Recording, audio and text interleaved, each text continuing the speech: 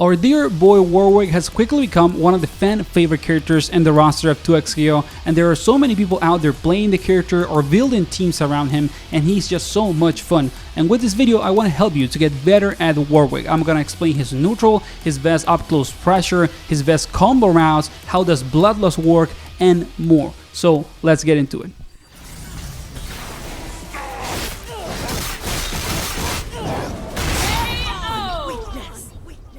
Okay, so let's first talk about Warwick's neutral, and I would argue that there are 4 layers to describe the way in which Warwick wants to play the neutral, and these layers are actually kind of dependent on each other. Like, you need to, mix them up. You cannot be dependent on only one. And the first one is everything that is in the air. Like, Warwick is literally the master of the skies. This character has so much that is strong, and that it is a very good option in the neutral that happens as an aerial approach. The demon flip and all the follow-ups, dive kick, overhead command grab, also S1 in the air that can mess up sometimes your opponent's anti-air and more. Just these options alone are so strong, and they are insane neutral skips. Of course, if you have an assist to kind of like protect Warwick when he's doing maybe demon flip and stuff like that, you should use it, but this is layer 1. Like, this is the most brain dead and a strong thing of a Warwick, and you should have it in mind when you're playing the character, but it is not the only thing that you should do, and that's why I'm talking about layers. And one of the reasons why I say that this is super strong and sometimes very brain dead if you can execute it and don't get punished for it is because a lot of options from demon flip and even S1 can be plus on block if you space them well.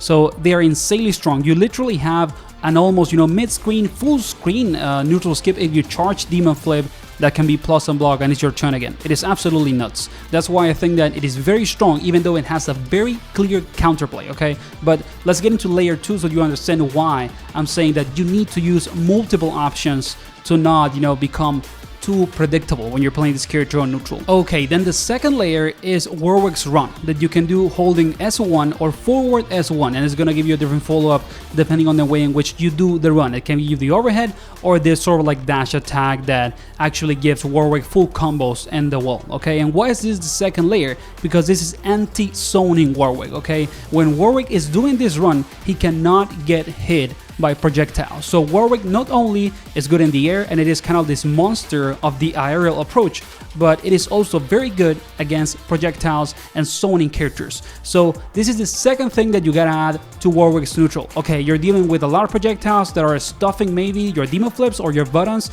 then do this run and maybe protect Warwick from buttons with an assist, like maybe do the run, get your assist out, and then let Warwick go through the projectiles and let your assist hit the other guy trying to hit that button to stop Warwick's run, okay? But this is the second layer. It is quite simple, but it is relevant to understand that you have this tool and that you can deal with zoners very effectively if you mix, this with the other neutral tools that you have. Okay, and now is when we add layer 3, because you might be thinking, oh, all your advice is ass because I'm just getting anti-air when I do demon flip or any aerial thing, and I'm also just getting stuck with buttons when I try to go through projectiles, and people are just reacting to the run animation instead of throwing projectiles out and hitting me. Well, this is when you add the third layer, which is simply dash into button, okay? Warwick has insane buttons. They have a very big reach. He has arguably one of the best standing amps in the game, or standing medium, and it's just something that you can do. If everybody's trying to play now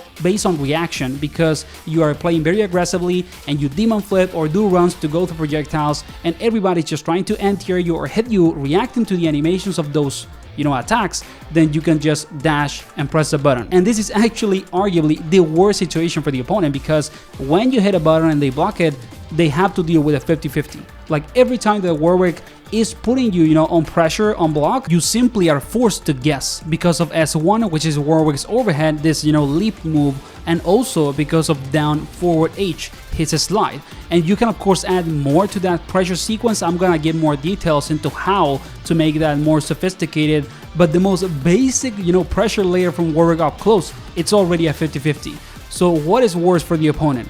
You running and hitting a button so that you have opportunity to mix him up, or them trying to deal with you in the air. Like, these layers give Warwick more identity and kind of like deepness in his neutral, and it's gonna help you to deal with people when they are very one-dimensional about what to do against you when you're playing this character that is so oppressive and is kind of like a pressure monster. And then finally, the fourth layer is simply playing Warwick with a projectile assist. If you play Warwick and you have, your teammate that actually has access to a projectile that can cover the screen and give Warwick the screen control that he does not have, then this character is even more brutal, okay? Because people simply have to deal with him dashing, pressing a button, and the 50-50 pressure goes on. This is kind of like the simplified neutral, with Warwick. If you like a character that is a zoner or that has a projectile, like for example Jinx or Echo, or maybe you could play Illaoi also, because even though she doesn't have projectiles, her normals are kind of projectiles, to be honest, because of how big they are. You could pick them, as your anchor character, as your second character, and just simplify your Warwick neutral 100%, because you want to maybe learn the character in a bit more easier environment. Then just do that, and they only dash forward when you have an assist to cover the screen. As simple as that. Hey, just in the case that you've been enjoying the content until now or find it useful, learn something new, please consider giving the video a like and subscribing to help the channel keep growing. I cover a ton of different fighting games I love the genre, like for example 2XKO, Street Fighter 6, Tekken 8, and more. And now let's get into Warwick's up close pressure. Okay, so just like I said earlier, the most basic level of pressure for Warwick is the overhead low mix-up with S1 or down forward H at the end of each of your strengths. This is going to be, the fundamental bread and butter of the 50-50 for Warwick, and these things are actually negative on block enough to get punished. So if you think that the other guy is gonna block the mix, just cover Warwick with an assist and extend the pressure with another string or with a, light into dash grab and stuff like that.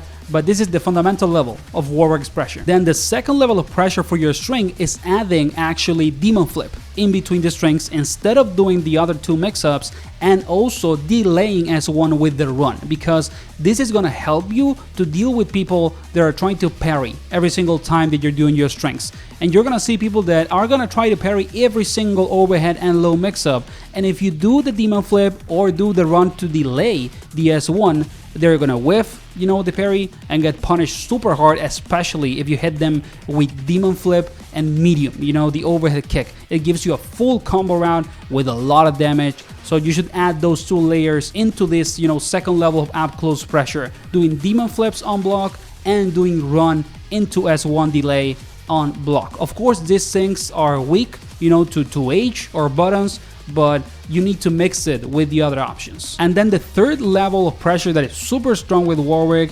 especially in the corner, it is really scary, is to start adding grabs and the wall climb. With the grabs, it's kind of like insane, because if you condition people enough to block, and don't mash in between your string, and you do, for example, jab into forward grab, you can get a full combo out of it, because you can pick them up with the OTG. And if your team, allows you to do a big damage combo out of the OTG, you can do insane damage. And then even if you don't want to pick the combo up with the OTG to not lose the corner, because maybe you're not gonna kill with the combo, you can use it to create a get up attack bait situation, in which you use the wall climb and then just delay it a little bit, and it's gonna make get up attacks whiff, and you get an insanely high damage combo also. So that is the third level of pressure with Warwick that is really good when you get into the corner situation. And of course, it is extra to everything else that I already said. This is incredibly strong. It gives you a two-touch situation in the corner, and you can do it with different routes. It's super flexible, so you should be aware of it. And if you're dealing with people that do a lot of get up attack, this is perfect for that.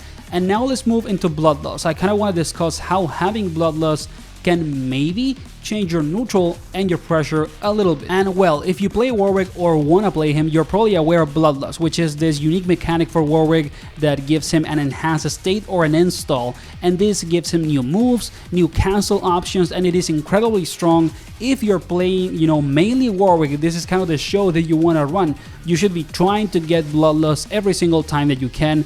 And I'm gonna showcase combos later to get Bloodlust in only one hit and stuff like that, only one combo, I mean.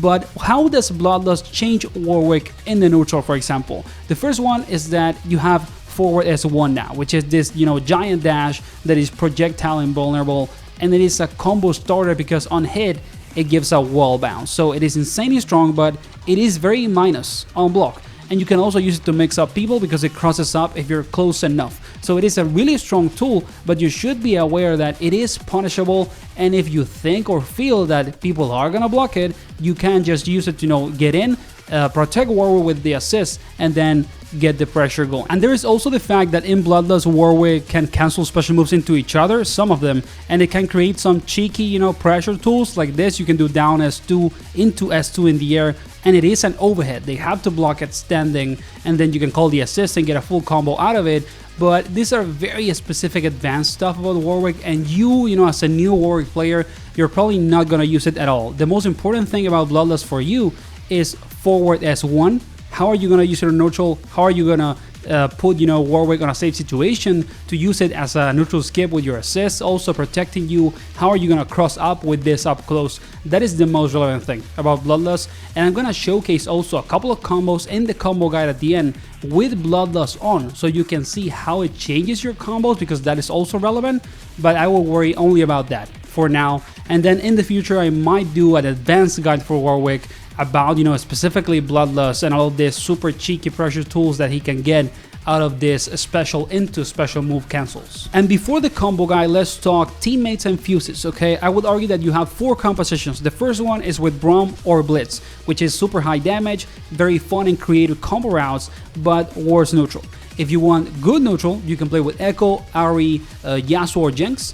And if you want a balance, you know, kind of like right in the middle, you can play with Illaoi, Darius or Bai. And then you have the Teemo comp, which is basically just playing Teemo point and having Warwick as your assist and as the character that you put in after supers. That's kind of like the 4 ways in which I would argue you can create teams with Warwick. And then for fuses, you can play whatever you want, to be honest. I like Double Down because it is a lot of damage, and I love these combos in which Warwick keeps doing the super and like tag in the other guy and keep extending the combo. But you can play 2x assist, it can be really good. You can also play freestyle, insane, you know, mix-up potential. The only one that I would not recommend is Juggernaut. Like if you want to play solo Warwick, please play sidekick, have a neutral, you know, assist base like a projectile or whatever, so that Warwick can get in. Like Juggernaut is the only thing that I would take out. And with that, you should be able to create whatever team that you like and use whatever fuse that you like. Like Warwick is versatile enough to play in basically any way that you want. Okay, and now let's finally move into the combo guide. I'm gonna give you everything that you need for combos. It's gonna be enough to basically get started or even do very high damage. You will need to adapt it to your teammates though, because I'm doing the showcase for the combos with Braum, but you can follow the logic of them and change them just a little bit depending on the assist and tag in of the character that you are using with the Warwick.